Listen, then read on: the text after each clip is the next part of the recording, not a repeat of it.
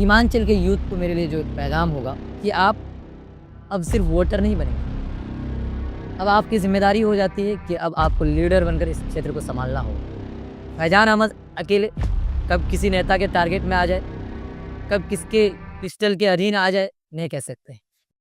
जब आप जिला परिषद इलेक्शन लड़ रहे थे, तो आपको क्या-क्या चैलेंजेस फेस करनी पड़ी? आपने लोगों का ट्रस्ट कैसे जीता? देखिए, ये एक सवाल बहुत आम सी हो जाती है कि इतना बड़ा जिला परिषद का क्षेत्र है, मान लीजिए 7-8 पंचायत और एक जो रेडियस के हिसाब से देखें तो एक बड़ा क्षेत्र हो जाता है। आप ही के इस इलाके में आप देखेंगे तो बड़ा क्षेत्र पड़ता है उसमें।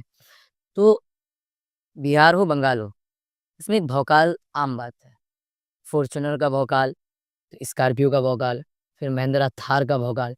ये भौकालों के बीच में आप एक बाइक में चलकर अपने अपने आप को एस्टेब्लिश करना ये आसान बात होती नहीं है। तो जितने सारे कैंडिडेट थे हमारे वहाँ, सब लगभग 3-4 कैंडिडेट करोड़पति लोग थे।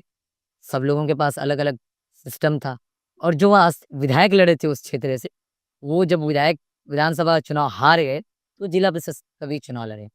तो उनका एक अलग ग्रिप था। फिर इतने लोगों के बीच में हमको पहुँचना बहुत आसान बात तो नहीं थी। इतना बड़ा क्षेत्र कवर करना, एक बाइक लेकर के घूमना, लोगों के पास पहुँचना। तो हम किसी तरीके से पहुँचने का कोशिश कीजिए, गाँव-गाँव हम सब लोगों के पास पहुँचे और अपनी बातों को पहुँचाए कि आज तक आपने फैज़ान जैसा लड़का को जिला परिषद सदस्य का कैंडिडेट होते हुए नहीं देखा होगा। और आपकी इस लॉजिकल बातचीत में भी जो आपके व्यूअर्स हैं वो देखेंगे तो उनको सबसे पहले विश्वास नहीं होगा कि फैज़ान जैसा लड़का जिला परिषद सदस्य कैसे बन जाता है। तो यकीनी तौर पर चैलेंज तो वो आम सी बात थी। बहुत सारे लोग थे, करोड़ों रुपए की बात थी और फैज़ान अहमद एक ज़मीन से उठा हुआ एक लड़का और फिर इतना बड़ा क्षेत्र।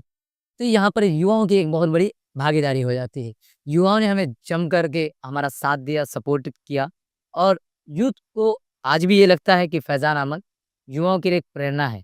हम ये चाहते हैं फैज़ान अहमद जिला परिषद सदस्य लड़े, न लड़े, विधायक बने, न बने, बड़ा कोई चुनाव ये जो विन कर सके, ना कर सके, ये सेकेंडरी मैटर है। लेकिन मेरे लिए जो सबसे बड़ी बात है, वो है इन्कलाब बर्पा करना। सीमांचल के यूथ को मेरे लिए जो एक पैगाम होगा, वो ये पैगाम मेरा ये होगा कि आप अब सिर्फ वोटर नहीं बनेंगे। अब आपकी ज़िम्मेदारी हो जाती है कि अब आपको लीडर बनकर इस क्षेत्र को सँभालना होगा।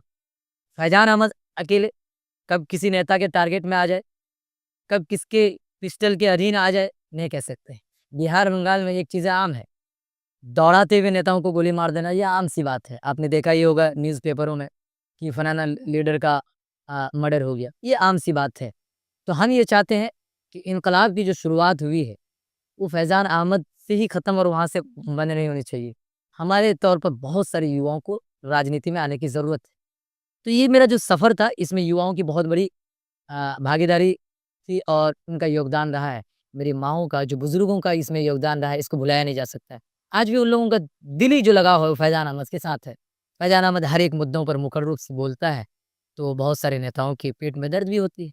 ज़ाहिर-सी बात है, अब इस गाँव में लॉजिकल बातचीत का चलना, बहुत सारे लोगों के पेटों में दर्द भी होगा कि अरे! सद्दाम साहब जैसा लड़का एक इसी गाँव से उठता है और बड़े-बड़े नेताओं के को सवाल करते हैं, तो लेकिन उन नेताओं के पेट में दर्द होना ये आम-सी बात है।